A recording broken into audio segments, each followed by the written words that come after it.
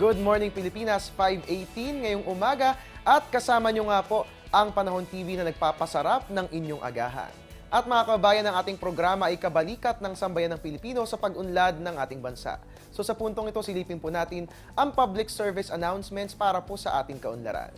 Unahin po natin ang anunsyo ngayon ng buwan ng Setyembre, mga kababayan, ay ating ipinagdiriwang ang 10th National Peace Consciousness Month o Kapistahan 2013. Ayon kay Ms. Teresita Deles, Secretary of the Office of the Presidential Advisor on the Peace Process o OPAPP, ang tema ng selebrasyon ngayong buwan ay sumisentro sa kaisipang lahat ay peaceable.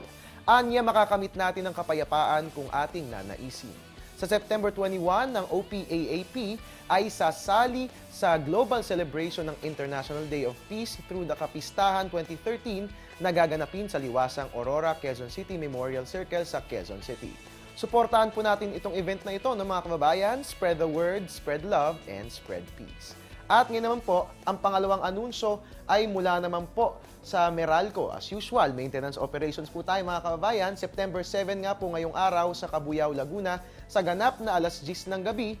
Diyan nga po yan partikular sa portion of Circuit Balibago 65XB, Kanlubang 62XE. Ang rason po ng nasabing maintenance operations ay dahil po sa installation ng bagong transmission pole along Santa Rosa, Cabuyao National Highway. So para sa mga kababayan po nating taga dyan sa Laguna, paghandaan po natin yan mamaya dahil po mamaya ay mawawala ang kuryente. Ihanda na po natin ang ating mga flashlight, ang ating mga kandila at ang ating mga pamaypay para hindi po tayo maabala sa nasabing maintenance operations.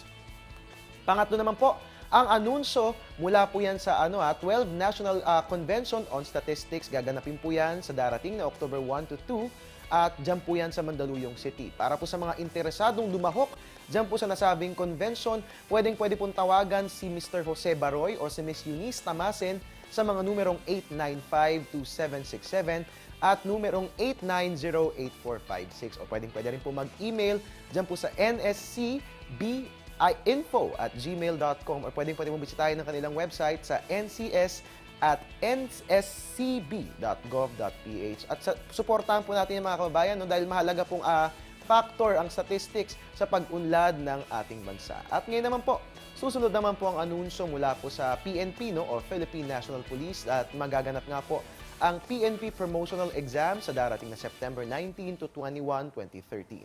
Para po sa mga interesado at sa mga qualified na sumali, basahin lamang po ang requirements at i-download po ang application form at ang kanilang mga FAQs kung paano nga ba makakapag-exam. Puntahan po ang www.napolcom.gov.ph. At mga kabayan, ngayon naman po silipin na po natin ang lagay ng panahon sa selected Asian cities.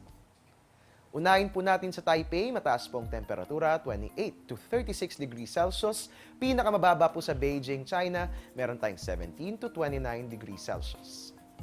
Sa Bangkok, Thailand, mataas pong lagay ng ating temperatura, meron tayong 25 to 32 degrees Celsius. Ganon din po sa Jakarta, Indonesia. At mababa naman po sa Hanoi, Vietnam, meron tayong 23 to 30 degrees Celsius.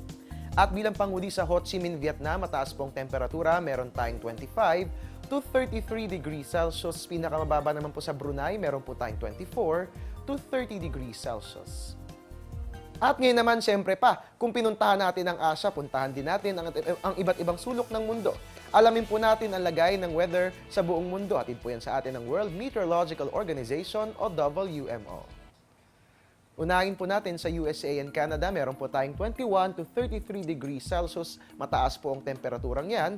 At mababa naman po sa Ottawa, Ontario, dyan po yan, meron po tayong 12 to 21 degrees Celsius. Sa Europa naman po mga kababayan, sa Madrid, sa bansang Espanya, mataas po ang temperatura, meron tayong 17 to 29 degrees Celsius. Pinakamababa naman po sa London, meron tayong 12 to 18 degrees Celsius. Dito po sa atin sa Asia at sa Middle East, mataas po ang temperatura. Sa Dubai, meron tayong 31 to 42 degrees Celsius. Pinakamababa naman po sa New Delhi, India, meron tayong 25 to 35 degrees Celsius. At bilang panghuli sa Australia and New Zealand, mataas po ang temperatura. Sa Melbourne, meron tayong 12 to 30 degrees Celsius. Pinakamababa naman po sa Wellington na merong 9 to 15 degrees Celsius. At ngayon naman dahil madalas po nating nararanasan ang thunderstorms, mahalagang malaman ang iba't ibang uri nito. nang sa gayon, tayo pong lahat ay may gabay ng napapanahong kaalaman.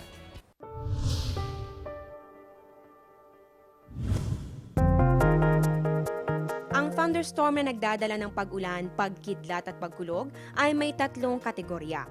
Una rito ay ang single-cell thunderstorm na tinatawag ding air mass, popcorn o pulse thunderstorm. Kadalasan itong nararanasan tuwing tag-init at nagiging sanhi ng kalat-kalat at maliliit na mga thunderstorm.